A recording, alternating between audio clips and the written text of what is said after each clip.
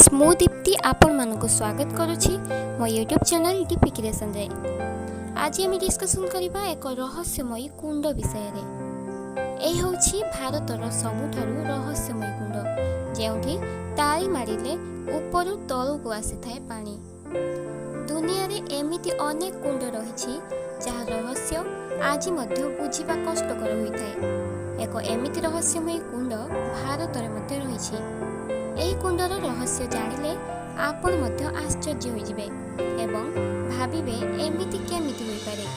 तेबे आसंतु जानिबा एही रहस्यमयी कुंड विषय रे। एही रहस्यमयी कुंड बोकारो जिल्ला रे अवस्थित। एहा विषय रे कुहा जाय जे जदि आपण कुंड सामना रे ताली मारंती तेबे पानी मन को मन ऊपर को उठिबा को लागे। एहाकु देखिले एमिति लागि थाए जे जेपरी लागि थाए कोनोसी पात्र रे पानी फुटुची। एही रहस्यमयी ठिकणा आज पर्यंत मध्य केही जानि पार नाहंती। भूवैज्ञानिक मध्य एहार पत्ता लगै पार नाहंती। एहाकु दलाही कुंड नाम रे जणा जाय। एहा कंक्रीट कांथरे घेरी होई रहिछि।